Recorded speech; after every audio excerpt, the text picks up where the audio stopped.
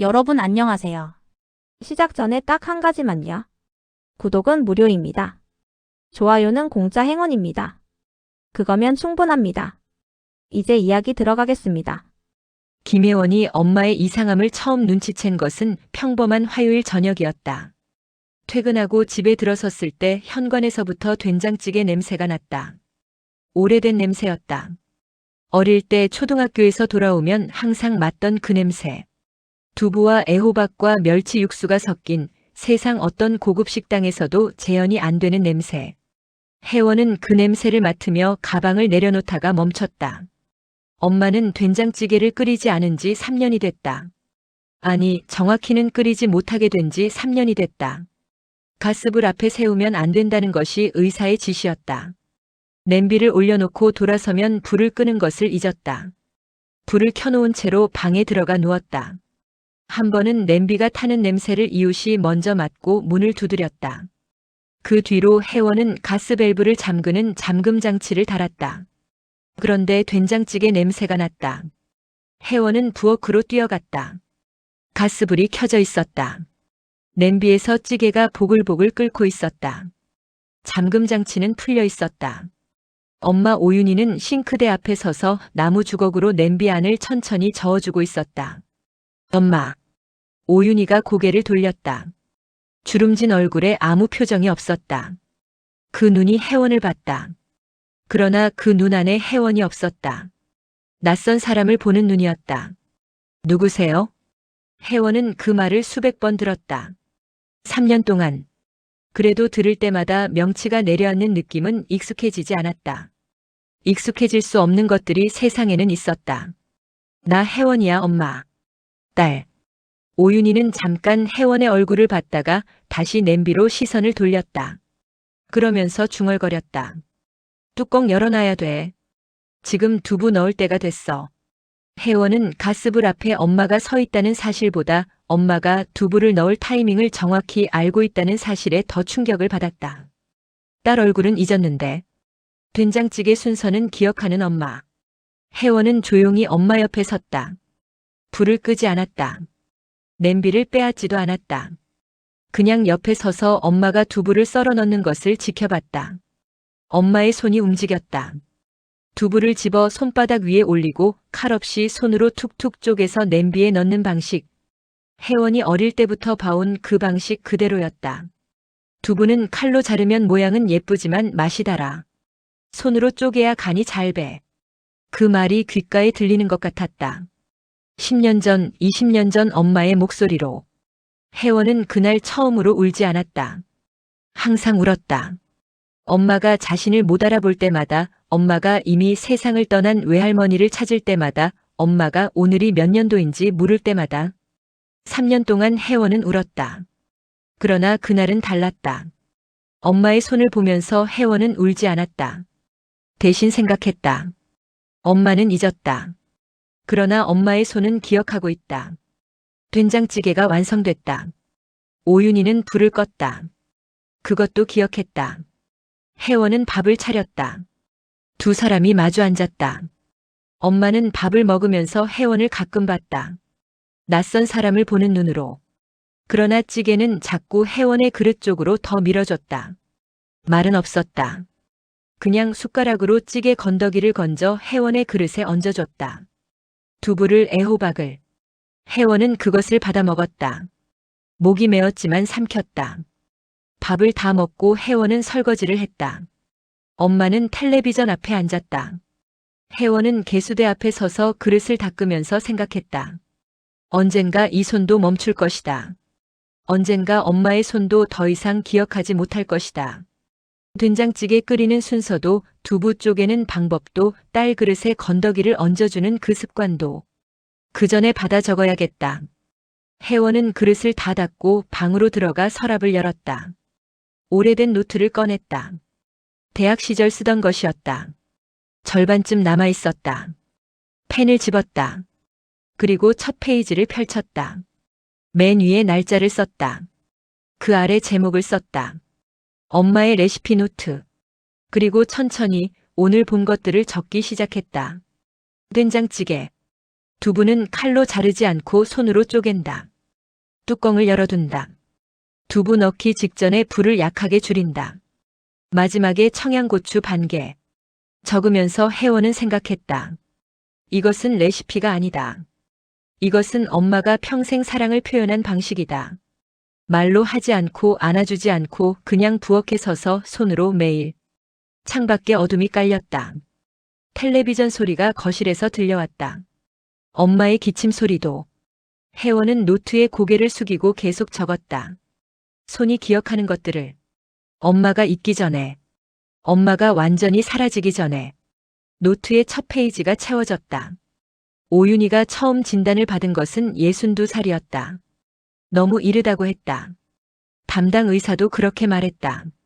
아직 젊으신 편인데 라고. 그 말이 위로인지 아닌지 혜원은 알 수 없었다. 젊어서 걸리면 더 빨리 진행될 수 있다는 말도 뒤따라왔으니까. 혜원은 진료실 의자에 앉아 의사의 말을 받아 적었다. 손이 떨렸다. 글씨가 흔들렸다. 그래도 적었다. 적지 않으면 집에 돌아가는 길에 다 잊어버릴 것 같았다. 아이러니했다. 잊어버리는 병을 진단받는 날 딸이 잊어버릴까봐 받아 적고 있었다. 엄마는 그날 진료실에서 무슨 말을 들었는지 이미 잊은 것 같았다.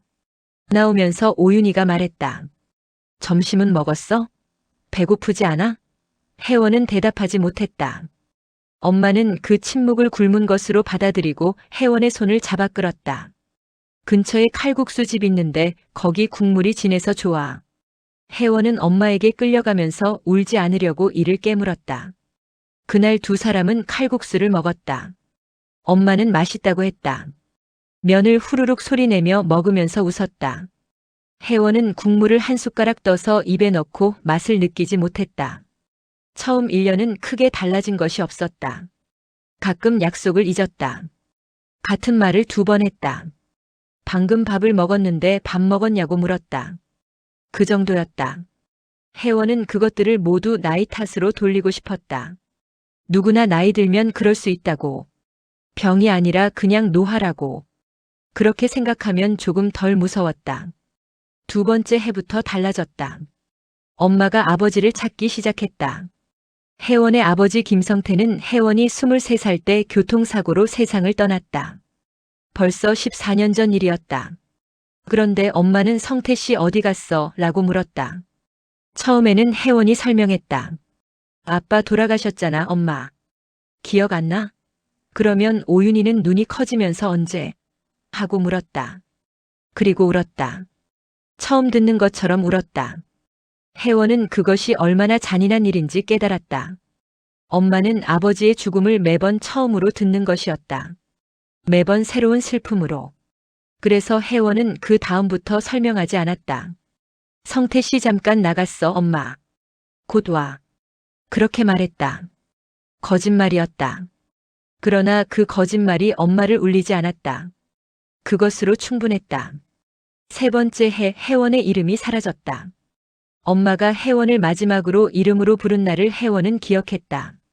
특별한 날이 아니었다. 그냥 평범한 일요일 아침이었다. 엄마가 부엌에서 혜원아 하고 불렀다. 혜원이 응 하고 대답하며 나갔다. 살살 섞어야 해. 혜원은 그래 하고 옆에 섰다. 엄마가 파전 반죽을 저으면서 말했다. 파전은 반죽을 너무 오래 저으면 안 돼. 그것이 마지막이었다. 그 다음 주부터 엄마는 혜원을 이름으로 부르지 않았다. 그냥 저기요 라고 하거나 아무 말 없이 눈빛으로 불렀다. 혜원이라는 이름이 엄마의 기억에서 지워진 것이었다. 혜원은 그날 밤 욕실에서 샤워를 하다가 울었다. 수돗물 소리에 묻혀서 소리내어 울었다. 엄마한테 이름을 잃은 기분이었다. 세상에서 가장 자신의 이름을 오래 불러온 사람이 그 이름을 잊은 것. 태어나는 순간부터 불러준 사람이. 그 상실이 어떤 종류의 것인지 혜원은 설명할 수가 없었다. 그러나 이상한 일이 있었다. 이름은 잊었지만 엄마는 혜원을 알아봤다. 아는 사람이라는 것을. 낯선 사람은 아니라는 것을. 누구인지는 몰라도 자신과 가까운 사람이라는 것을 엄마는 느끼는 것 같았다. 혜원이 집에 들어오면 오윤희의 얼굴이 조금 밝아졌다. 옆에 앉으면 손을 잡으려 했다. 밥을 먹을 때 건더기를 혜원 쪽으로 밀었다. 기억은 지워졌지만 감각은 남아 있었다. 이 사람 곁에 있으면 따뜻하다는 감각. 이 사람이 있으면 안전하다는 감각. 그것은 기억이 아니라 몸에 새겨진 것이어서 치매가 지우지 못했다. 혜원은 그것을 알고 나서 조금 달라졌다. 엄마가 자신을 기억하지 못해도 자신을 느끼고 있다는 것. 그것만으로 충분하지는 않았다. 그러나 아무것도 아닌 것도 아니었다. 혜원은 그날부터 더 자주 엄마 옆에 앉았다. 말을 걸지 않아도 됐다. 그냥 옆에 있었다. 엄마의 손을 잡았다. 엄마가 가끔 그 손을 꼭 쥐었다. 누구인지는 모르면서 꼭 쥐었다. 그리고 혜원은 노트를 펼쳤다. 파전 반죽은 너무 오래 저으면 안 된다. 살살 섞어야 한다. 엄마가 마지막으로 자신의 이름을 부르던 날 알려준 것을 받아 적었다. 엄마의 마지막 레시피 수업은 혜원이 모르는 사이에 이미 시작되고 있었다. 혜원이 노트를 본격적으로 채우기 시작한 것은 그해 가을부터였다. 처음에는 그냥 메모하는 수준이었다. 엄마가 무언가를 만들 때 옆에서 지켜보다가 집에 돌아와 기억나는 것들을 적는 정도. 그런데 막상 적으려고 하면 애매한 부분이 너무 많았다. 간장을 얼마나 넣는지, 설탕을 얼마나 넣는지. 엄마는 계량컵을 쓰지 않았다. 평생 단 한 번도 계량컵을 쓰는 것을 본 적이 없었다. 그냥 손으로 집었다. 눈으로 봤다. 냄새를 맡았다. 혜원이 어릴 때 엄마 얼마나 넣어요? 하고 물으면 엄마는 항상 같은 말을 했다. 이 정도? 손바닥을 펼쳐 보이면서. 그 이 정도가 30년이 지나도록 정확히 무엇인지 혜원은 몰랐다. 그래서 혜원은 방법을 바꿨다. 메모하는 것이 아니라 옆에서 직접 받아 적기로 했다. 엄마가 요리를 시작하면 노트와 펜을 들고 옆에 섰다. 그리고 엄마의 손이 움직이는 것을 보이는 대로 적었다. 간장을 넣는다. 2번 붓는다. 1번 붓고 냄비를 저어본 뒤 1번 더 붓는다. 설탕은 손가락 3개로 집는다. 참기름은 마지막에 불을 끄고 나서. 엄마는 혜원이 옆에서 뭔가를 적고 있는 것을 알았다. 가끔 힐끗 봤다. 그러나 뭐 해요? 라고 묻지는 않았다. 그냥 자기 할 일을 했다. 오히려 혜원이 옆에 있을 때 더 천천히 움직이는 것 같기도 했다. 마치 보여주려는 것처럼. 혜원은 그것이 착각일 수도 있다는 것을 알았다. 그래도 그렇게 느꼈다. 첫 번째로 제대로 받아 적은 것은 소불고기였다. 엄마의 소불고기는 혜원이 세상에서 가장 좋아하는 음식이었다. 어릴 때 생일이면 항상 소불고기가 나왔다. 시험을 잘 봐도 상을 받아와도 특별한 날의 음식이었다. 어른이 된 뒤로는 엄마가 해주는 소불고기를 먹을 기회가 줄었다. 바쁘다는 핑계로 명절에도 제대로 내려오지 않은 해가 있었다. 그때는 몰랐다. 그 소불고기가 언젠가 사라질 것이라는 것을. 그날 오윤희는 냉장고에서 고기를 꺼냈다. 혜원은 노트를 들었다. 엄마, 오늘 뭐 만들어요? 오윤희는 대답하지 않았다. 혜원을 보지 않고 고기를 펼쳤다. 핏물을 키친타월로 눌러 닦았다. 한 장으로 부족하면 2장을 썼다. 고기 표면이 뽀송해질 때까지. 혜원은 받아 적었다. 고기 핏물 제거. 키친타월로 꾹 눌러서. 물기가 없어야 양념이 잘 밴다. 오윤희가 양념장을 만들기 시작했다. 간장을 먼저 넣었다. 혜원은 눈으로 봐서 양을 가늠했다. 3큰술 정도. 설탕. 2큰술. 참기름. 이건 1큰술보다 조금 더. 다진 마늘. 1숟가락 가득. 배즙. 여기서 혜원이 멈췄다. 배즙이었다. 혜원은 소불고기에 배즙이 들어가는 것을 몰랐다. 30년 동안 먹으면서 한 번도 몰랐다. 엄마, 배즙 넣어요? 오윤희는 아무 말 없이 배즙을 넣었다. 혜원은 받아 적었다. 배즙. 시판 배즙 1팩. 고기 연하게 만드는 것. 그리고 생각했다. 내가 이것을 몰랐구나. 30년 동안 먹으면서. 양념이 완성됐다. 오윤희는 고기를 양념에 넣고 손으로 주물렀다. 기계적으로 그러나 부드럽게. 고기 한 점 한 점에 양념이 배도록. 혜원은 그 손을 봤다. 주름진 손이었다. 관절이 굵어진 손이었다. 그 손이 평생 무엇을 해왔는지 혜원은 알았다. 밥을 짓고 국을 끓이고 반찬을 만들고 설거지를 하고 또 밥을 짓고 쉬지 않았던 손. 혜원은 잠깐 노트 적는 것을 멈추고 엄마의 손만 봤다. 재워둔 고기는 냉장고에 넣었다. 최소 2시간. 오윤희가 냉장고 문을 닫으면서 처음으로 혜원을 봤다. 그리고 말했다. 2시간 있다 구워야 해. 지금 구우면 맛없어. 혜원은 고개를 끄덕였다. 엄마, 2시간 뒤에 같이 구울게요. 오윤희는 대답하지 않고 거실로 나갔다. 혜원은 부엌에 혼자 남아 노트를 봤다. 오늘 받아 적은 것들. 고기 핏물 제거, 배즙, 양념 비율, 2시간 재우기. 그러나 혜원이 가장 중요하게 적어야 할 것은 따로 있었다. 혜원은 펜을 들고 노트 아래쪽에 천천히 적었다. 손으로 주무른다. 고기 한 점 한 점. 서두르지 않고. 그것이 레시피의 핵심이었다. 계량할 수 없는 것. 시간이 얼마나 걸리든 서두르지 않는 것. 그 손의 온도와 속도와 정성. 그것을 어떻게 적어야 할지 혜원은 몰랐다. 그러나 적지 않으면 사라질 것 같았다. 2시간 뒤 두 사람은 함께 고기를 구웠다. 불판 위에서 양념이 타닥타닥 소리를 냈다. 달콤하고 짭조름한 냄새가 부엌을 가득 채웠다. 오윤희는 고기가 익는 것을 보면서 뒤집는 타이밍을 정확히 알았다. 설명 없이 그냥 알았다. 손이 기억하는 것처럼. 혜원은 고기를 한 점 집어 입에 넣었다. 눈이 뜨거워졌다. 이 맛이었다. 생일마다 먹던 그 맛. 시험 잘 봤을 때 먹던 그 맛. 엄마가 아무 말 없이 해주던 그 맛. 혜원은 눈물이 나오려는 것을 참았다. 고기를 씹었다. 삼켰다. 그리고 다시 집었다. 엄마는 혜원이 잘 먹는 것을 보면서 조용히 웃었다. 이름도 모르는 사람이 맛있게 먹는 것을 보면서 그냥 웃었다. 혜원은 그 웃음을 노트에 적을 수 없었다. 그러나 가슴에 적었다. 지워지지 않는 곳에. 혜원이 외할머니를 만난 것은 딱 3번이었다. 첫 번째는 너무 어려서 기억이 없었다. 두 번째는 초등학교 2학년 때 외할머니가 서울에 잠깐 올라왔을 때였다. 세 번째는 외할머니의 장례식이었다. 혜원이 중학교 1학년 때. 엄마는 그 장례식에서 사흘 동안 울었다. 혜원은 그때 엄마가 그렇게 울 수 있다는 것을 처음 알았다. 평소에 울지 않는 사람이었으니까. 감정을 표현하는데 서툰 사람이었으니까. 외할머니는 경상도 사람이었다. 평생 시골에서 살았다.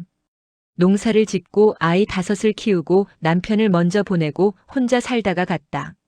엄마 오윤희는 그 5 중 셋째였다. 혜원은 엄마에게 외할머니 이야기를 거의 들은 적이 없었다. 엄마는 원래 과거 이야기를 잘하지 않았다. 어릴 때 어땠어요? 하고 물으면 그냥 힘들었지 하고 끝이었다. 더 물으면 뭘 그런 거 물어봐 하면서 화제를 돌렸다. 그러나 치매가 진행되면서 이상한 일이 생겼다. 최근 기억은 지워지는데 오래된 기억은 오히려 선명해지는 것이었다. 엄마가 혜원의 이름을 잊어버린 그 무렵부터 엄마는 가끔 어릴 때 이야기를 했다. 조각조각이었다. 문맥 없이 튀어나왔다. 그러나 선명했다. 어느 날 혜원이 설거지를 하고 있는데 오윤희가 거실에서 혼잣말을 했다. 어무이가 된장은 직접 담가야 한다고 했는데. 혜원은 손을 멈추고 귀를 기울였다. 엄마가 계속했다. 시장에서 사면 안 된다고. 직접 담가야 제맛이 난다고. 혜원은 조용히 걸레로 손을 닦고 거실로 나갔다. 엄마 옆에 앉았다. 노트를 들고. 할머니가 된장 담그는 거 가르쳐 줬어요? 오윤희는 혜원을 보지 않고 말했다. 가르쳐 준 게 아니라 그냥 옆에서 봤지. 어무이는 뭘 가르쳐 준다고 말로 한 적이 없어. 그냥 하는 걸 보고 배웠어. 혜원은 받아 적었다. 그리고 물었다. 다른 것도 그렇게 배웠어요? 오윤희가 잠깐 먼 곳을 봤다. 그러다 말했다. 김치도, 깍두기도, 젓갈 담그는 것도 다 그렇게 배웠어. 옆에서 보면서. 그때는 옆에 안 서 있으면 혼났어. 어무이가 요리할 때는 옆에 서서 봐야 했어. 그게 규칙이었어. 혜원은 그 말을 받아 적으면서 생각했다. 외할머니가 오윤희에게 가르친 방식이 오윤희가 혜원에게 가르친 방식과 똑같았다. 말로 설명하지 않고 옆에서 보게 하는 것. 혜원은 어릴 때 그것이 답답했다. 왜 설명을 안 해주냐고 생각했다. 그런데 지금 자신이 노트를 들고 엄마 옆에 서 있었다. 옆에서 보면서 배우고 있었다. 3대가 같은 방식으로 전달하고 있었다. 혜원은 물었다. 할머니 요리 중에 제일 기억에 남는 거 뭐예요? 오윤희는 잠시 생각했다. 그러다 말했다. 추어탕. 혜원은 의외였다. 엄마는 추어탕을 만든 적이 없었다.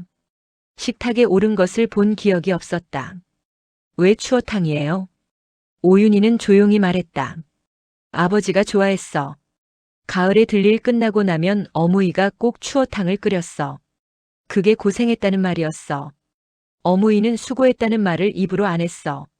그냥 추어탕을 끓였어. 혜원은 손이 멈췄다. 말로 하지 않는 것이었다. 수고했다는 말 대신 추어탕을. 사랑한다는 말 대신 소불고기를. 보고 싶었다는 말 대신 된장찌개를. 외할머니가 그랬고 엄마가 그랬다. 그것이 이 집안의 언어였다. 혜원은 노트에 천천히 적었다. 추어탕은 아직 받아 적지 못했다. 엄마가 만든 것을 본 적이 없었으니까. 그러나 그 밑에 이렇게 적었다. 외할머니의 추어탕. 가을. 들일 끝난 날. 수고했다는 말 대신. 그것은 레시피가 아니었다. 그러나 레시피보다 더 중요한 것이었다. 이 집안의 사람들이 사랑을 표현하는 방식. 말이 아니라 냄비 앞에 서는 것. 설명이 아니라 손을 움직이는 것. 그날 저녁 오윤희는 오래 말이 없었다. 외할머니 이야기를 꺼내고 나서 어딘가 멀리 가 있는 것 같았다. 혜원은 엄마 옆에 앉아 텔레비전을 같이 봤다. 무슨 프로그램인지 보이지 않았다. 그냥 엄마 옆에 있었다.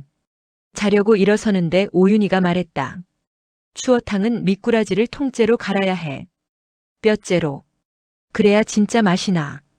혜원은 그 자리에 다시 앉았다. 노트를 펼쳤다. 엄마. 처음부터 말해줘요. 미꾸라지 손질하는 것부터. 오윤희는 잠깐 혜원을 봤다. 그리고 말하기 시작했다. 기억의 어느 깊은 곳에서 꺼내오는 것처럼 천천히. 혜원은 받아 적었다. 엄마가 외할머니에게 배운 것을 이제 혜원이 엄마에게 받아 적었다. 3대의 레시피가 그렇게 노트 한 권에 모이기 시작했다. 창밖에 가을비가 내렸다. 빗소리가 조용히 깔렸다. 두 사람은 오래 앉아 있었다. 엄마는 말하고 딸은 적었다. 엄마가 기억하는 동안 딸이 받아 적었다. 노트가 절반을 넘어선 것은 그의 겨울이었다. 혜원은 노트를 펼칠 때마다 채워진 페이지 수를 셌다. 처음에는 의식하지 않았는데 어느 순간부터 습관이 됐다. 오늘은 몇 페이지가 됐나? 얼마나 모았나? 얼마나 남았나? 그 셈이 단순한 확인이 아니라는 것을 혜원은 알았다. 엄마가 얼마나 남아있는지를 재는 것 같았다. 노트가 채워지는 속도와 엄마가 사라지는 속도가 어딘가에서 맞닿아 있었다. 그해 겨울은 유난히 추웠다. 엄마의 상태가 빠르게 나빠졌다.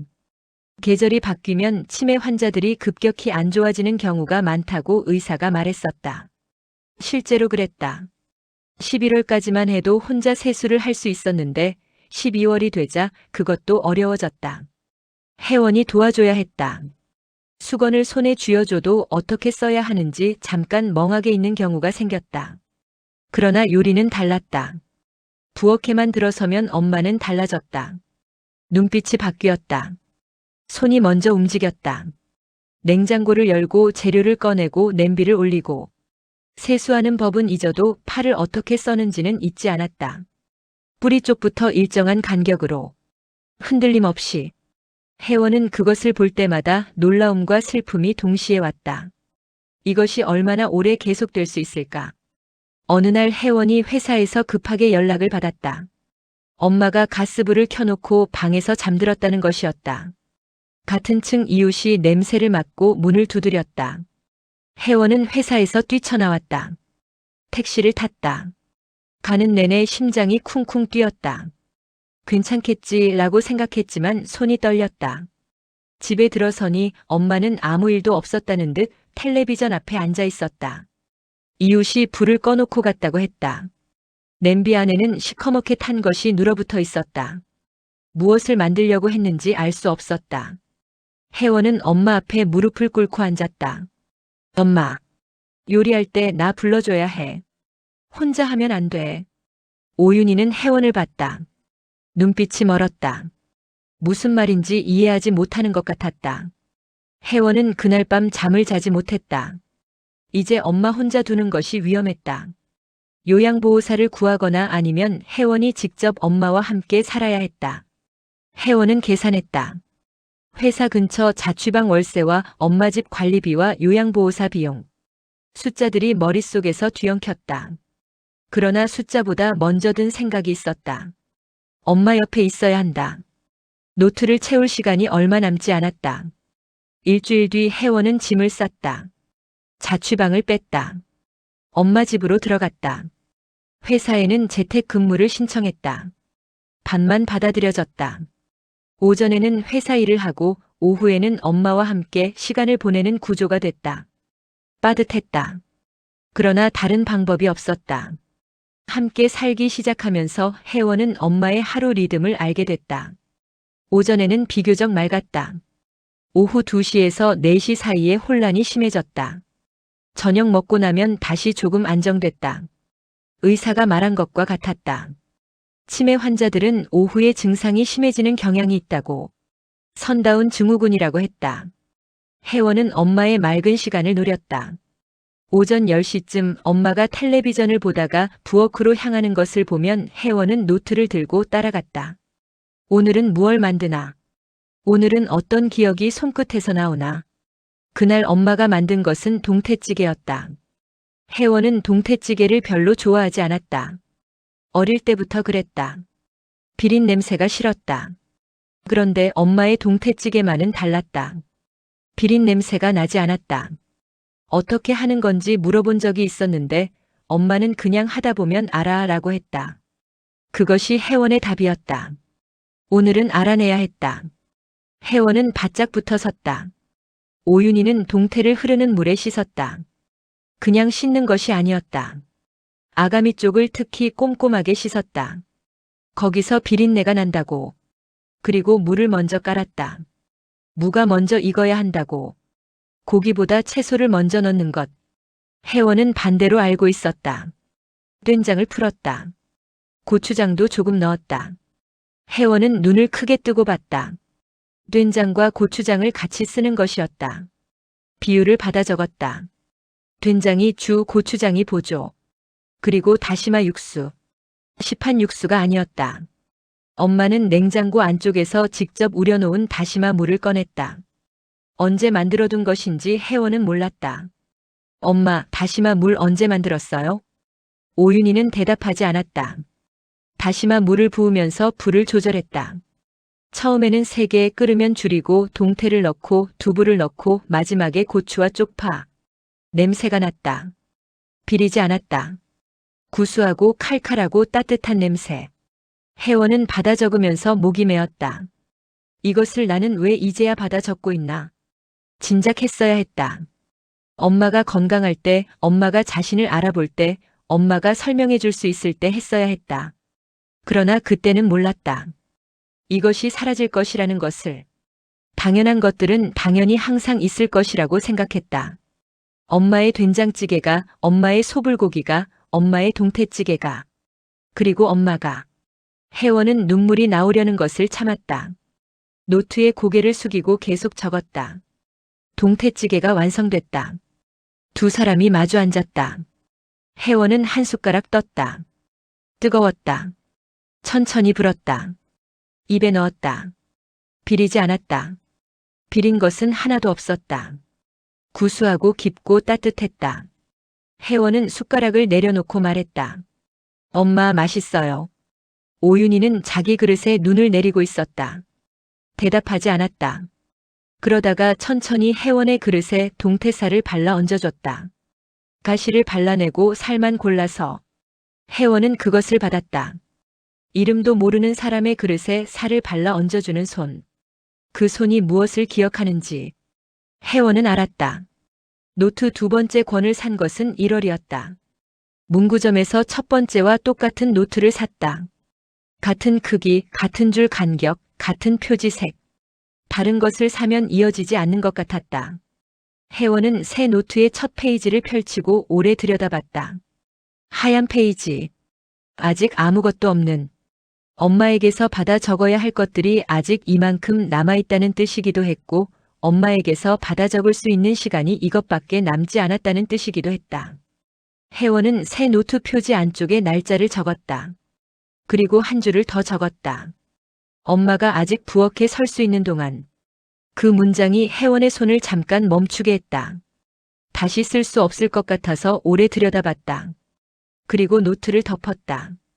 그달부터 엄마의 요리 횟수가 줄었다. 갑자기 줄어든 것이 아니었다. 서서히였다. 어느 날은 부엌에 들어가서 냉장고를 열다가 그냥 닫고 나왔다. 어느 날은 냄비를 꺼내 올려놓고 한참 서 있다가 다시 집어넣었다. 무언가를 만들려고 했는데 다음 단계가 떠오르지 않는 것 같았다. 시작은 기억하는데 이어지지 않는 것.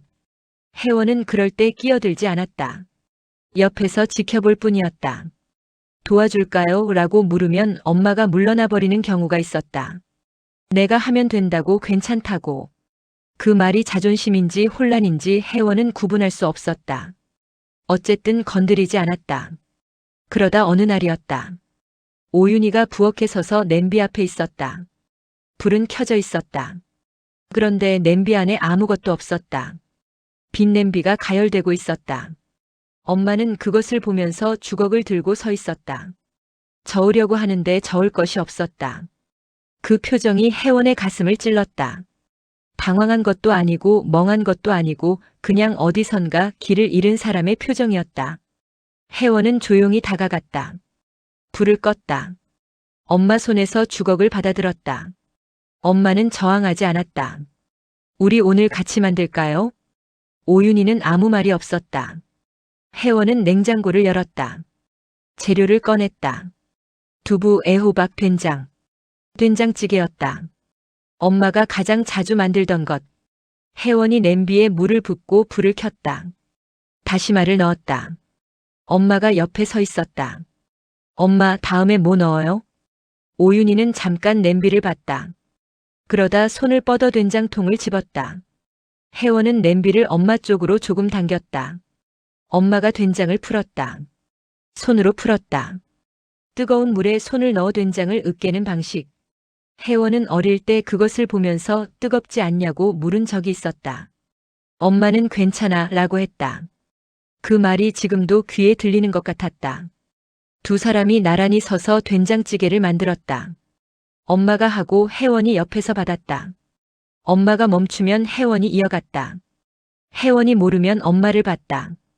엄마의 손이 먼저 움직였다. 말이 없어도 손이 알고 있었다. 찌개가 완성됐다. 혜원은 두 그릇을 떴다. 두 사람이 마주 앉았다. 오윤희가 첫 숟가락을 뜨면서 말했다. 간이 좀 싱겁네. 혜원은 순간 웃음이 나왔다. 엄마가 음식 맛 평가를 한 것이 얼마만인지 몰랐다. 맞아요, 엄마. 내가 된장을 조금 적게 넣었어요. 오윤희는 된장찌개를 더 먹으면서 말했다. 된장은 좀 넉넉하게 써야 해. 아끼면 맛이 없어. 혜원은 노트를 펼쳤다. 받아 적었다. 된장은 넉넉하게. 아끼면 맛이 없다. 그러다 펜을 멈추고 생각했다.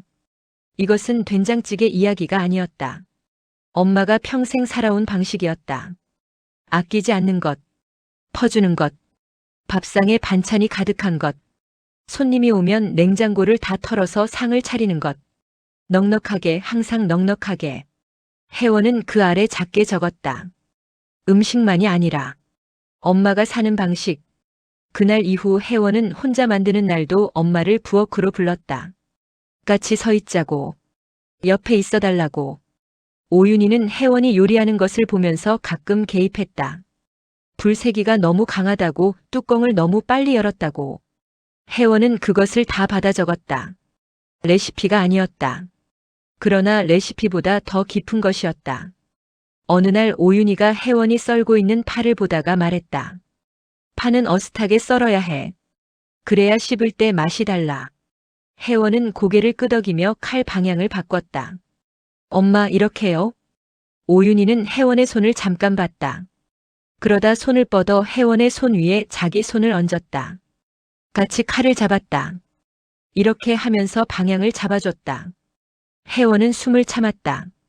엄마의 손이 자신의 손 위에 있었다. 따뜻했다. 거칠었다. 살아있었다. 그 온도를 혜원은 노트에 적을 수 없었다. 그러나 손이 기억했다.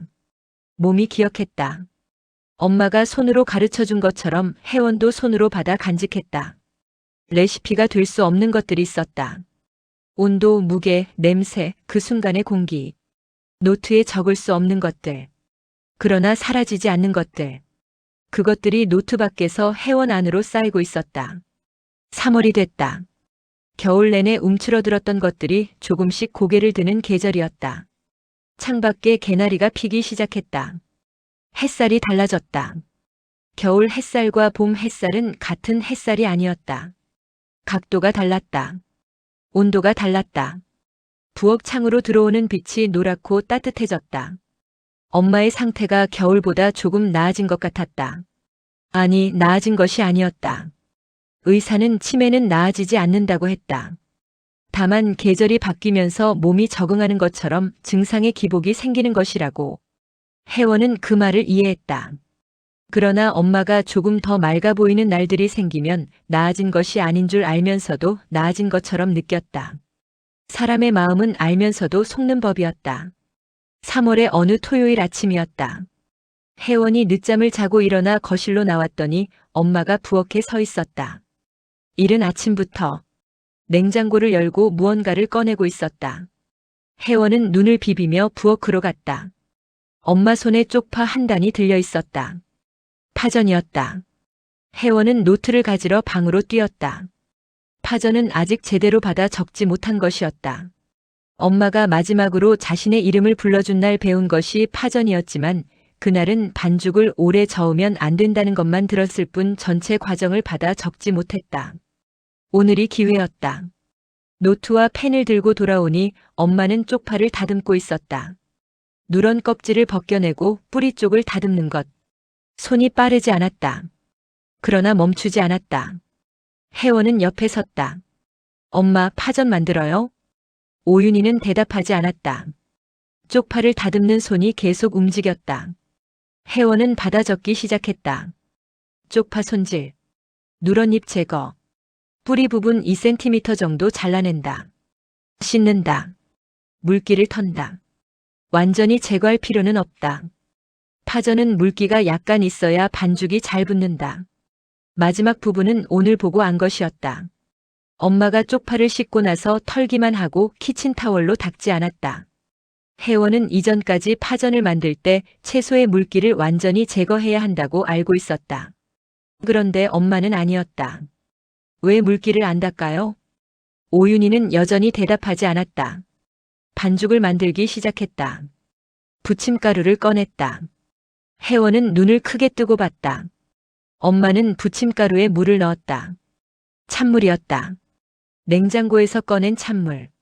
혜원은 받아 적었다. 찬물 사용. 반죽이 더 바삭해진다.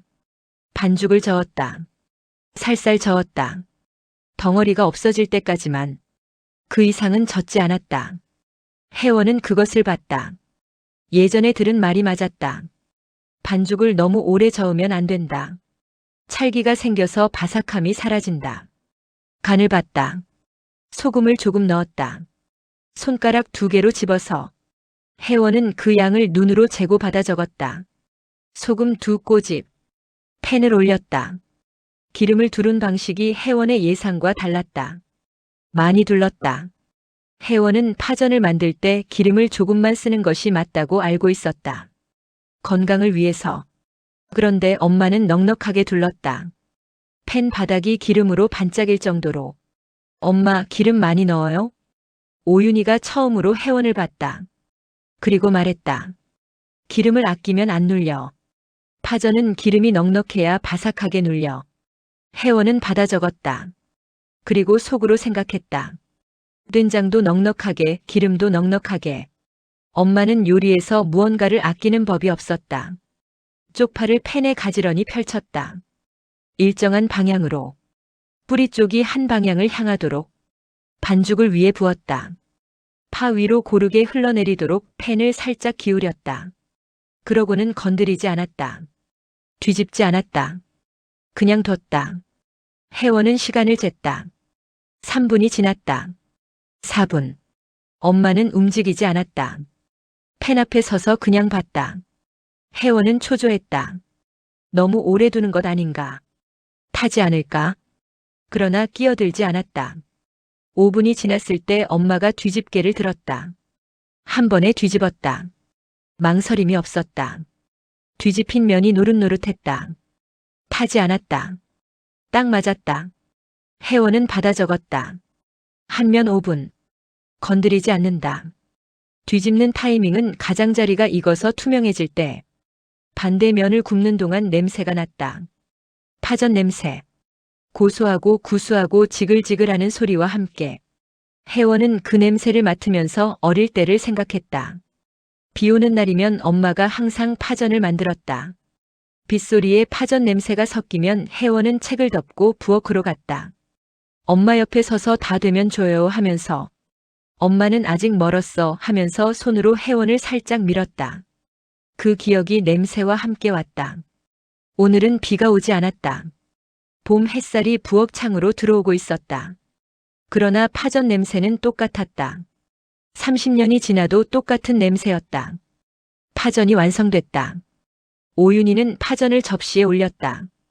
가위로 먹기 좋은 크기로 잘랐다. 혜원은 간장에 식초를 조금 섞어 양념장을 만들었다. 그것도 엄마에게 배운 것이었다. 간장만 쓰면 짜다. 식초를 넣으면 깔끔해진다. 두 사람이 마주 앉았다. 혜원은 파전 한 조각을 집어 양념장에 찍어 먹었다. 바삭했다. 안은 촉촉했다. 파향이 가득했다.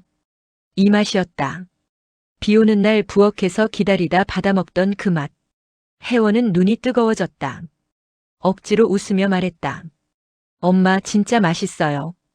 오윤희는 자기 파전을 집다가 잠깐 멈췄다. 그리고 혜원을 봤다. 그 눈빛이 평소와 달랐다. 맑았다. 흐리지 않았다. 오윤희가 말했다. 혜원이 파전 좋아하잖아.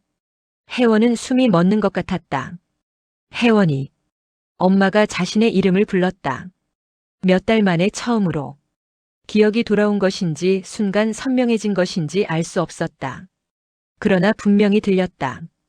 혜원이라고. 혜원은 대답하지 못했다. 고개를 끄덕이는 것이 전부였다.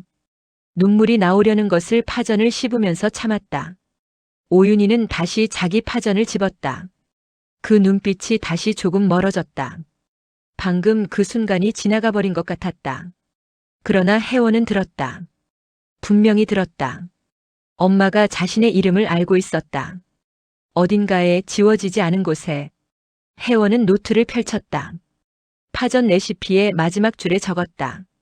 엄마는 기억하고 있다. 손이 기억하는 것처럼 마음도 기억하고 있다. 봄 햇살이 노트 위로 내려앉았다. 따뜻했다. 4월이 됐다. 벚꽃이 피었다가 졌다. 혜원은 그것을 창밖으로만 봤다. 엄마를 데리고 밖에 나가는 것이 점점 어려워졌기 때문이었다. 낯선 환경에 가면 엄마가 불안해했다.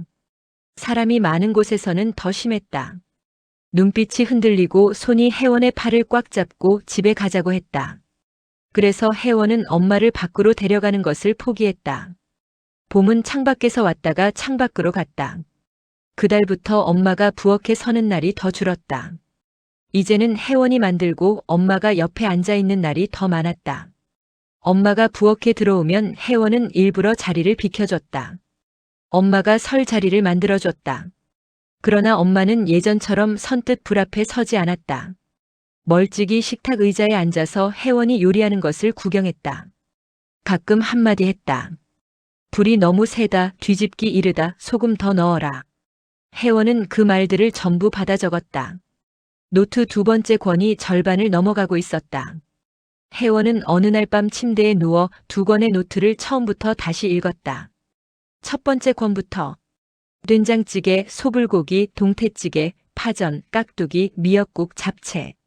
레시피들이 빼곡했다. 재료의 양, 불의 세기, 순서, 주의사항. 그리고 그 사이사이에 적어놓은 것들. 엄마가 어릴 때 외할머니 옆에 서서 배웠다는 것.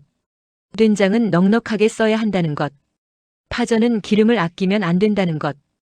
고기는 서두르지 않고 손으로 주물러야 한다는 것. 혜원은 노트를 읽으면서 이상한 것을 깨달았다. 레시피를 받아 적은 것인데 읽다 보면 레시피가 아니었다. 엄마의 이야기였다. 엄마가 살아온 방식, 엄마가 사랑을 표현한 방식, 엄마가 세상을 대하는 방식이 그 안에 다 있었다. 아끼지 않는 것, 서두르지 않는 것, 손으로 직접 하는 것, 말 대신 음식으로 하는 것. 혜원은 노트를 덮고 오래 생각했다. 그러다 일어났다. 엄마 방 문을 조용히 두드렸다. 대답이 없었다. 문을 열었다. 오윤희는 자고 있지 않았다. 천장을 보고 누워 있었다. 눈이 떠져 있었다. 엄마 자요? 오윤희는 고개를 돌려 혜원을 봤다. 대답하지 않았다. 혜원은 방에 들어가 엄마 침대 옆 의자에 앉았다. 노트를 들고 있었다. 엄마, 내가 읽어드릴게요. 적어놓은 거. 엄마가 가르쳐준 것들이요. 오윤희는 아무 말이 없었다. 혜원은 노트를 펼쳤다. 첫 페이지. 된장찌개. 천천히 읽기 시작했다. 두부는 칼로 자르지 않고 손으로 쪼갠다. 손으로 쪼개야 간이 잘 밴다. 뚜껑을 열어둔다. 두부 넣기 직전에 불을 약하게 줄인다. 마지막에 청양고추 반 개. 오윤희는 천장을 보고 있었다. 듣고 있는지 알 수 없었다. 혜원은 계속 읽었다. 소불고기. 고기 핏물 제거. 키친타월로 꾹 눌러서. 배즙 한 팩. 양념은 간장 3큰술, 설탕 2큰술, 참기름 1큰술 반. 2시간 재운다. 손으로 주무른다. 서두르지 않고. 고기 한 점 한 점에 양념이 배도록. 읽으면서 혜원은 목이 메었다. 그러나 멈추지 않았다. 계속 읽었다. 동태찌개. 아가미 쪽을 꼼꼼하게 씻는다. 거기서 비린내가 난다. 물을 먼저 깐다. 채소가 고기보다 먼저 익어야 한다. 된장과 고추장을 함께 쓴다. 된장이 주, 고추장이 보조. 다시마 육수를 쓴다. 시판 육수가 아니라 직접 우린 것. 오윤희가 처음으로 소리를 냈다. 작은 소리였다. 혜원은 읽는 것을 멈추고 엄마를 봤다. 엄마의 눈이 촉촉했다. 울고 있는 것인지 잠이 오는 것인지 혜원은 알 수 없었다. 그러나 분명히 듣고 있었다. 엄마 계속 읽어도 돼요? 오윤희는 대답하지 않았다. 그러나 눈을 감지 않았다. 혜원은 계속 읽었다. 파전. 반죽은 찬물로. 살살 젓는다. 오래 저으면 찰기가 생겨서 바삭함이 없어진다. 기름은 넉넉하게. 아끼면 안 눌린다. 한면 5분. 건드리지 않는다. 그리고 그 아래 적어놓은 문장을 읽었다. 엄마는 기억하고 있다. 손이 기억하는 것처럼 마음도 기억하고 있다. 그 문장을 읽는 순간 혜원의 목소리가 흔들렸다. 참으려고 했지만 소리가 새어나왔다. 혜원은 잠깐 멈췄다. 눈물을 닦았다. 그리고 다시 읽기 시작했다. 깍두기. 무는 큼직하게 써는 것이 좋다. 너무 작으면 아삭한 맛이 없다. 고춧가루는 먼저 무에 비벼서 색을 들인다. 그 다음 나머지 양념. 손으로 버무린다. 비닐 장갑을 끼면 간이 잘 배지 않는다. 맨손으로. 고춧가루가 손에 물들어도. 오윤희가 말했다. 장갑 끼면 맛이 없어. 혜원은 읽던 것을 멈췄다. 엄마를 봤다. 오윤희는 천장을 보면서 말했다. 어머니도 그랬어. 맨손으로 버무려야 한다고. 손의 온도가 들어가야 한다고. 혜원은 노트에 받아 적었다. 손의 온도가 들어가야 한다. 그리고 엄마에게 물었다. 엄마는 그거 어떻게 알았어요? 할머니한테서요? 오윤희는 잠깐 말이 없었다. 그러다 말했다. 그냥 옆에서 봤지. 어무이 옆에 서서. 그게 다야. 혜원은 그 말을 받아 적었다. 그리고 생각했다. 외할머니에서 엄마로, 엄마에서 혜원으로. 말이 아니라 옆에 서서. 보면서. 손으로. 그렇게 전해지는 것들이 있었다. 혜원은 노트를 계속 읽었다. 미역국, 잡채, 된장국, 콩나물 무침, 시금치나물, 계란말이. 엄마가 평생 만들어 온 것들. 혜원이 평생 먹어온 것들. 읽으면서 냄새가 떠올랐다. 맛이 떠올랐다. 부엌의 온도가 떠올랐다. 밥 먹으러 와 하는 엄마의 목소리가 떠올랐다. 어느 순간 오윤희의 숨소리가 고르게 됐다. 혜원은 읽는 것을 멈추고 엄마를 봤다. 잠들어 있었다. 언제 잠든 것인지 몰랐다. 혜원이 읽는 소리를 들으면서 잠든 것이었다. 혜원은 노트를 덮었다. 엄마의 이불을 끌어올려줬다. 불을 껐다. 방을 나오면서 문을 닫았다. 복도에 서서 잠깐 그 문을 봤다. 엄마가 혜원이 읽어준 것들을 듣고 잠들었다. 자신이 평생 만들어 온 것들을, 자신이 평생 사랑을 표현해온 방식들을, 그것을 들으면서 편안하게 잠들었다. 혜원은 복도에 서서 울었다. 소리 없이. 벽에 등을 기대고 노트를 가슴에 안고. 이것이 맞는 방향인지 몰랐다. 노트를 채우는 것이 무슨 의미가 있는지, 엄마가 사라진 뒤에 이 노트가 무엇을 할 수 있는지 아무것도 몰랐다. 그러나 엄마가 편안하게 잠들었다. 그것만은 알았다. 오늘 밤만큼은 그것으로 충분했다. 5월이었다. 병원에서 연락이 왔다. 정기 검진 결과를 들으러 오라고. 혜원은 엄마를 데리고 갔다. 오랜만에 나온 바깥이었다. 엄마는 택시 안에서 내내 창밖을 봤다. 무슨 생각을 하는지 알 수 없었다. 혜원은 엄마의 손을 잡았다. 엄마는 그 손을 빼지 않았다. 의사는 검진 결과를 보여줬다. 혜원은 그 자리에서 숫자들을 읽었다. 뇌 위축 진행 속도, 인지 기능 점수, 일상생활 수행 능력 지표. 숫자들이 모두 같은 방향을 가리키고 있었다. 아래쪽으로. 의사가 말했다.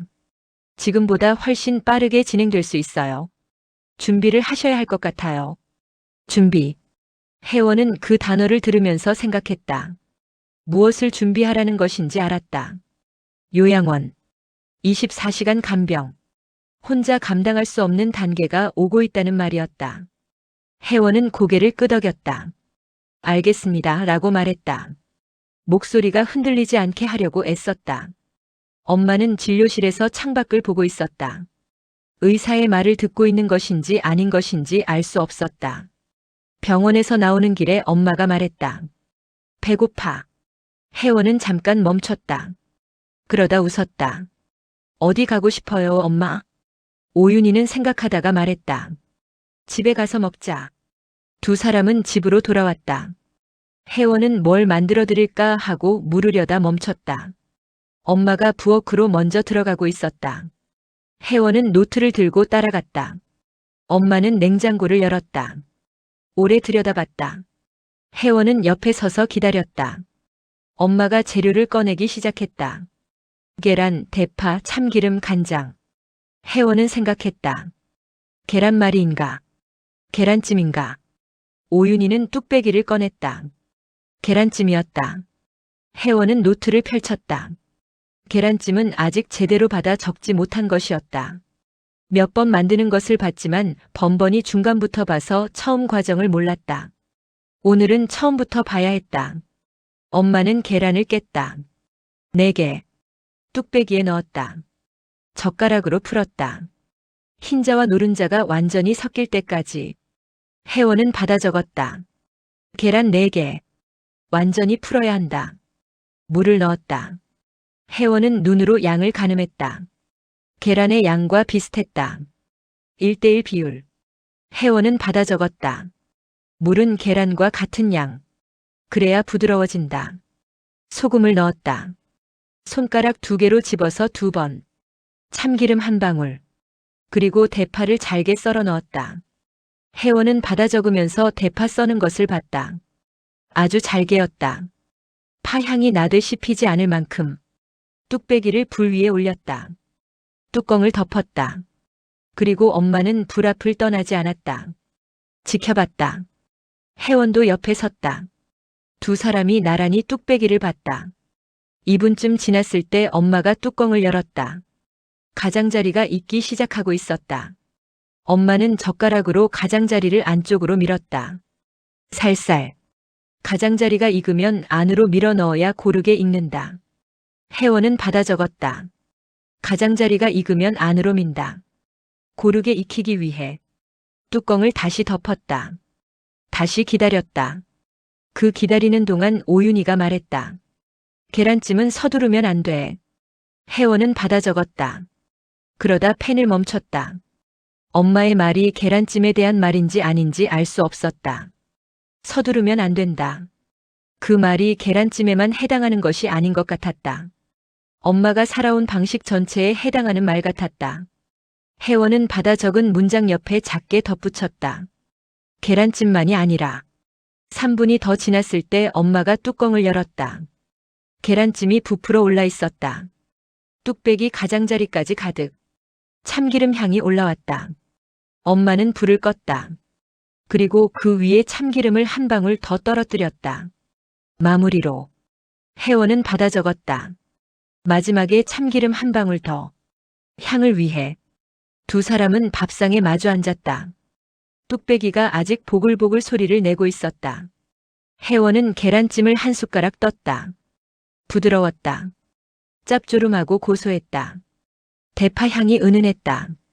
엄마는 계란찜을 먹으면서 밥 한 숟가락을 혜원의 그릇에 얹어줬다.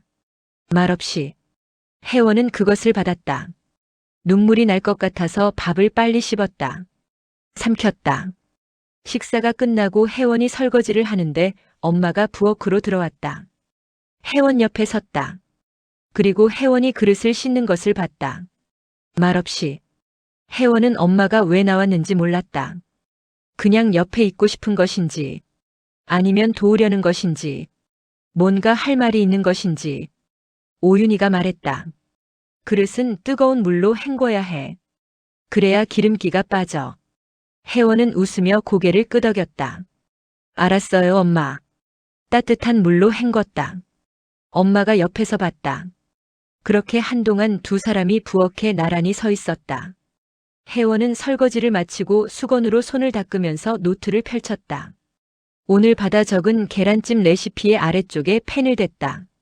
그리고 오래 생각하다가 한 문장을 적었다. 엄마는 오늘도 부엌에 섰다. 그것이 레시피가 아닌 것을 알았다. 그러나 그것이 오늘 노트에서 가장 중요한 문장이라는 것도 알았다. 엄마가 오늘도 불 앞에 섰다. 오늘도 손이 기억했다. 오늘도 요리를 했다. 그 사실 자체가 기적이었다. 매일이 기적이었다. 혜원은 노트를 덮었다. 며칠 뒤였다. 혜원이 아침에 일어나 부엌에 가보니 엄마가 부엌 입구에 서 있었다. 들어가지 않고 그냥 서 있었다. 냉장고를 향해 한 발짝도 나아가지 않고. 혜원은 엄마 옆에 섰다. 엄마, 뭐 만들 거예요? 오윤이는 대답하지 않았다. 부엌을 봤다.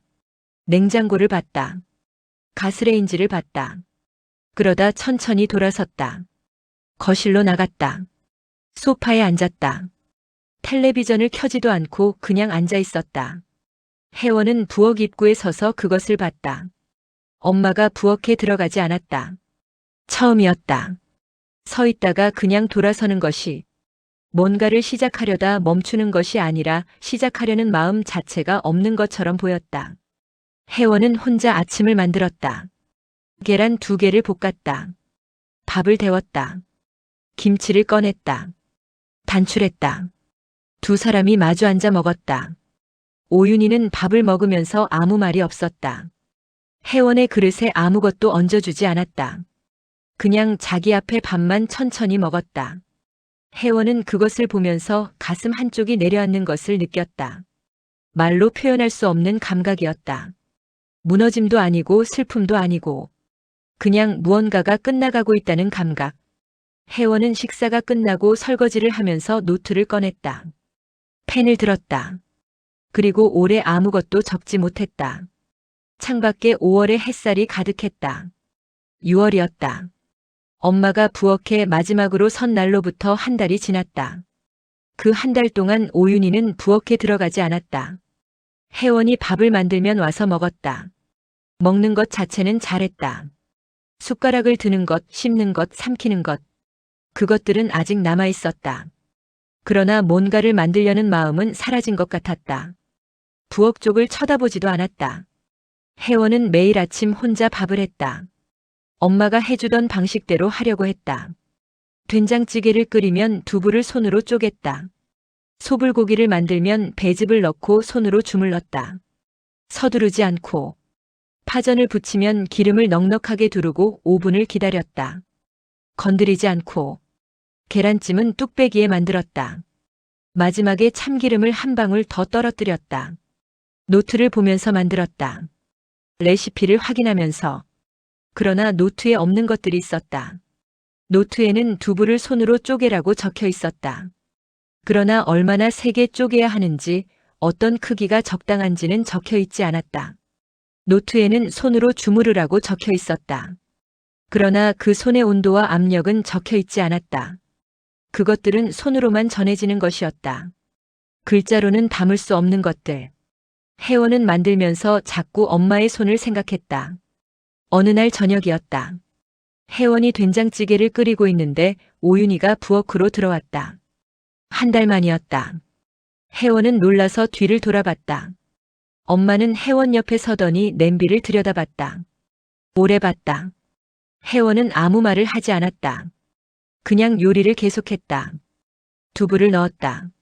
손으로 쪼갠 두부를. 오윤희가 그것을 봤다. 그러더니 손을 뻗었다. 혜원은 숨을 참았다. 엄마의 손이 냄비 쪽으로 향했다. 그리고 멈췄다. 주걱을 집었다. 천천히 냄비 안을 저었다. 한 번, 두 번. 살살. 혜원은 그 옆에 서서 그것을 봤다. 말하지 않았다. 움직이지 않았다. 그냥 봤다. 오윤희는 주걱으로 찌개를 한 번 더 저었다. 그러다 주걱을 내려놓았다. 불을 껐다. 혜원은 깜짝 놀랐다. 타이밍이 맞았다. 딱 맞는 순간에 불을 끈 것이었다. 손이 기억하고 있었다. 한 달 만에 부엌에 들어와서 한 번 저어보고 불을 끄는 타이밍을 알았다. 혜원은 그릇을 2개 꺼냈다. 찌개를 떴다. 두 사람이 마주 앉았다. 오윤희가 찌개를 한 숟가락 떴다. 입에 넣었다. 오래 씹었다. 그러다 말했다. 간이 맞네. 혜원은 울지 않으려고 했다. 그러나 눈물이 났다. 소리 없이 숟가락을 드는 척하면서 눈을 내렸다. 간이 맞네. 그 말이 얼마나 큰 말인지 아무도 모를 것이다. 엄마가 혜원이 만든 음식에 간이 맞다고 했다. 엄마의 기준으로. 엄마가 평생 지켜온 그 기준으로. 혜원은 그 말 한마디를 받아들고 한동안 숟가락을 들지 못했다. 평생 들어온 엄마의 말 중에 이것이 가장 큰 말이었다. 잘했다는 말도 대견하다는 말도 아닌 간이 맞네. 그 말이. 식사가 끝났다. 오윤희는 거실로 나갔다. 혜원은 설거지를 했다. 뜨거운 물로 헹궜다. 엄마가 가르쳐준 대로. 그리고 노트를 펼쳤다. 오늘 있었던 일을 적었다. 레시피가 아니었다. 그냥 오늘 있었던 일. 엄마가 한 달 만에 부엌에 들어왔다. 주걱으로 찌개를 저었다. 불을 끄는 타이밍을 알았다. 간이 맞다고 했다. 그리고 한 줄을 더 적었다. 손은 끝까지 기억한다. 그것이 노트 2번째 권의 마지막 페이지였다. 혜원은 그것을 몰랐다. 그냥 적었을 뿐이었다. 그런데 페이지를 넘기니 더 이상 빈 페이지가 없었다. 노트가 끝나 있었다. 혜원은 노트를 덮었다. 표지를 봤다. 너덜너덜해져 있었다. 펼치고 닫기를 수백 번 한 흔적이었다. 모서리가 닳았다. 표지에 기름때가 조금 묻어 있었다. 부엌에서 펼치고 접고 덮기를 반복한 흔적. 혜원은 2권의 노트를 나란히 놓았다. 오래 들여다봤다. 이것이 엄마였다. 화려하지 않았다. 두껍지도 않았다. 노트 2권이 전부였다. 그러나 이 2권 안에 엄마의 평생이 있었다. 새벽에 일어나 밥을 짓던 손이 있었다. 아이 셋을 먹이던 손이 있었다. 말 대신 국을 끓이던 손이 있었다. 사랑한다는 말을 한 번도 입에 올리지 않았지만 단 하루도 밥상을 비운 적 없던 그 손이 있었다. 혜원은 그날 밤 2권의 노트를 들고 엄마 방에 갔다. 엄마는 침대에 누워 천장을 보고 있었다. 혜원은 의자에 앉았다. 노트를 펼쳤다. 첫 번째 권 첫 페이지. 엄마 읽어드려도 돼요? 오윤희는 대답하지 않았다. 혜원은 읽기 시작했다. 된장찌개. 두부는 손으로 쪼갠다. 손으로 쪼개야 간이 잘 밴다. 소불고기. 배즙을 넣는다. 2시간 재운다. 서두르지 않고 손으로 주무른다. 동태찌개. 아가미를 꼼꼼하게 씻는다.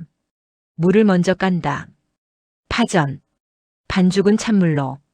기름은 넉넉하게. 5분을 기다린다. 6월이었다. 엄마가 부엌에 마지막으로 선 날로부터 한 달이 지났다. 그 한 달 동안 오윤희는 부엌에 들어가지 않았다. 혜원이 밥을 만들면 와서 먹었다. 먹는 것 자체는 잘했다. 숟가락을 드는 것, 씹는 것, 삼키는 것. 그것들은 아직 남아 있었다. 그러나 뭔가를 만들려는 마음은 사라진 것 같았다. 부엌 쪽을 쳐다보지도 않았다. 혜원은 매일 아침 혼자 밥을 했다. 엄마가 해주던 방식대로 하려고 했다. 된장찌개를 끓이면 두부를 손으로 쪼갰다. 소불고기를 만들면 배즙을 넣고 손으로 주물렀다. 서두르지 않고. 파전을 부치면 기름을 넉넉하게 두르고 5분을 기다렸다. 건드리지 않고. 계란찜은 뚝배기에 만들었다. 마지막에 참기름을 한 방울 더 떨어뜨렸다. 노트를 보면서 만들었다. 레시피를 확인하면서. 그러나 노트에 없는 것들이 있었다. 노트에는 두부를 손으로 쪼개라고 적혀 있었다. 그러나 얼마나 세게 쪼개야 하는지, 어떤 크기가 적당한지는 적혀 있지 않았다. 노트에는 손으로 주무르라고 적혀 있었다. 그러나 그 손의 온도와 압력은 적혀 있지 않았다. 그것들은 손으로만 전해지는 것이었다. 글자로는 담을 수 없는 것들. 혜원은 만들면서 자꾸 엄마의 손을 생각했다. 어느 날 저녁이었다.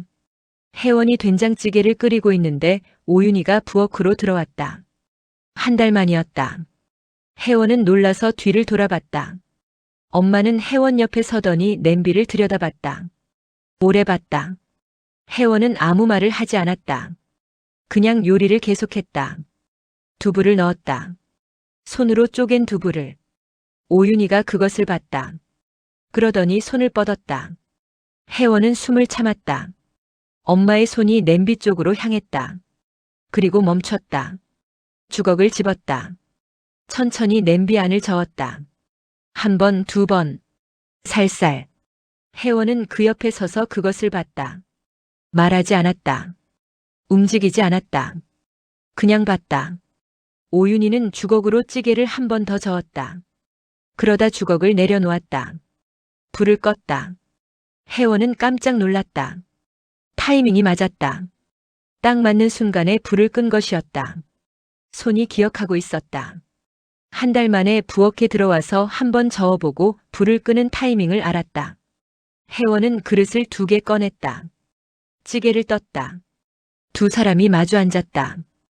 오윤희가 찌개를 한 숟가락 떴다. 입에 넣었다. 오래 씹었다. 그러다 말했다. 간이 맞네. 혜원은 울지 않으려고 했다.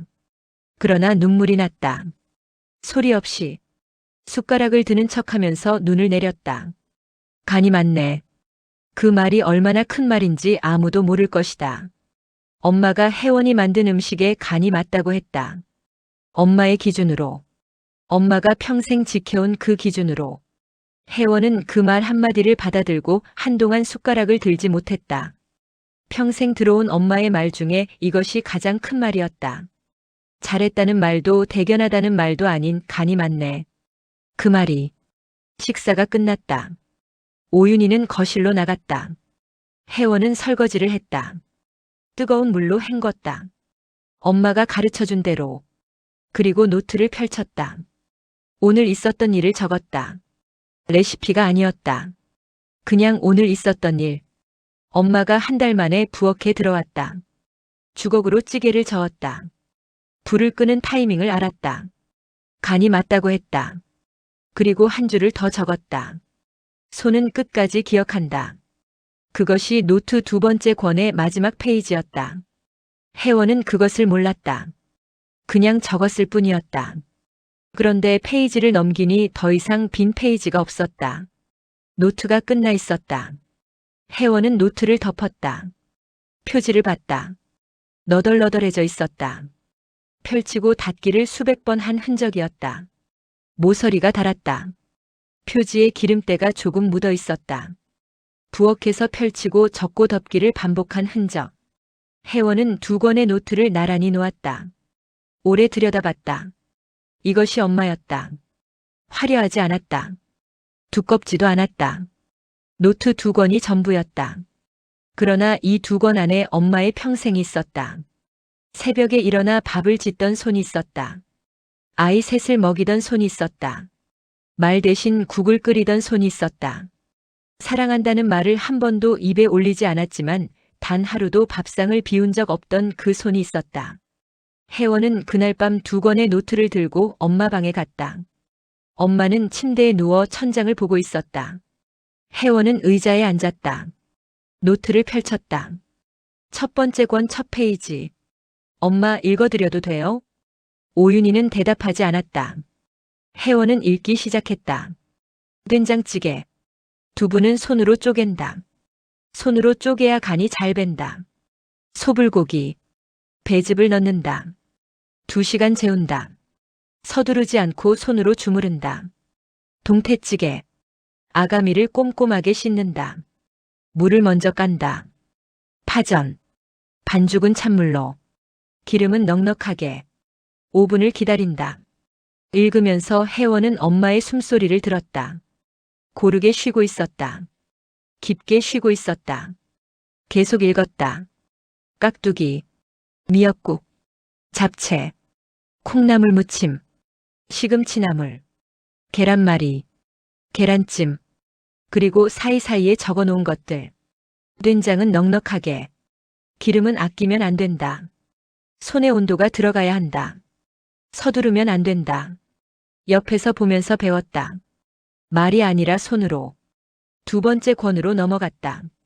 추어탕 이야기. 외할머니가 가을마다 끓였던 것. 수고했다는 말 대신, 사랑한다는 말 대신 냄비 앞에 서는 것. 혜원의 목소리가 흔들렸다. 그러나 멈추지 않았다. 마지막 페이지까지 읽었다. 손은 끝까지 기억한다. 그 문장을 읽고 나서 혜원은 노트를 덮었다. 엄마를 봤다. 오윤희는 자고 있었다. 얼굴이 편안했다. 주름 사이로 무언가 부드러운 것이 있었다. 혜원은 이불을 끌어올려줬다. 엄마의 얼굴을 오래 봤다. 그러다 방을 나왔다. 부엌으로 갔다. 불을 켰다. 냄비를 올렸다. 냉장고에서 두부와 된장과 애호박을 꺼냈다. 손이 먼저 움직였다. 생각하기 전에 손이 알았다. 두부를 손으로 쪼갰다. 된장을 넉넉하게 풀었다. 뚜껑을 열어뒀다. 달였다. 냄새가 났다. 혜원은 그 냄새를 맡으면서 눈을 감았다. 눈을 감으니 엄마가 보였다. 부엌에 서 있는 엄마. 주걱을 들고 냄비를 젓는 엄마. 혜원이 학교에서 돌아오면 밥 먹으러 와 하고 부르던 엄마. 말없이 건더기를 건져 혜원의 그릇에 얹어주던 엄마. 간이 맞네 라고 말하던 엄마. 눈물이 났다. 그러나 손은 멈추지 않았다. 냄비를 저었다. 살살. 서두르지 않고. 된장찌개가 끓기 시작했다. 보글보글. 그 소리가 부엌을 채웠다. 혜원은 그 소리를 들으면서 생각했다. 엄마는 언젠가 완전히 사라질 것이다. 이름도 얼굴도 목소리도. 그날이 오면 혜원은 이 냄비 앞에 설 것이다. 두부를 손으로 쪼갤 것이다. 된장을 넉넉하게 풀 것이다. 기다릴 것이다. 서두르지 않고. 그것이 엄마를 기억하는 방식이 될 것이다. 묘비 앞에 서는 것이 아니라 부엌에 서는 것. 꽃을 놓는 것이 아니라 불을 켜는 것. 눈물을 흘리는 것이 아니라 손을 움직이는 것. 엄마가 가르쳐준 방식으로 엄마를 기억할 것이다. 혜원은 불을 줄였다. 찌개가 천천히 끓었다. 부엌 창밖으로 6월의 밤이 깊어가고 있었다. 별이 조금 보였다. 혜원은 노트를 펼쳤다. 세 번째 빈 노트였다. 오늘 새로 산 것이었다. 첫 페이지를 펼쳤다. 아직 아무것도 없는 하얀 페이지. 펜을 들었다. 날짜를 적었다. 그리고 그 아래 한 줄을 적었다. 엄마가 내게 남긴 것들을 내 딸에게 남기기 위해. 노트의 첫 페이지가 채워졌다. 부엌에 된장찌개 냄새가 가득했다. 엄마의 냄새였다. 외할머니의 냄새였다. 이제는 혜원의 냄새이기도 했다. 그리고 언젠가 혜원이 아직 만나지 못한 누군가의 냄새가 될 것이었다. 그렇게 전해지는 것들이 있었다. 말이 아니라 손으로. 설명이 아니라 옆에 서서. 기억이 아니라 냄새로. 사라지는 것 같아도 사라지지 않는 것들이. 된장찌개가 끓었다. 혜원은 불을 껐다. 딱 맞는 타이밍에. 엄마처럼.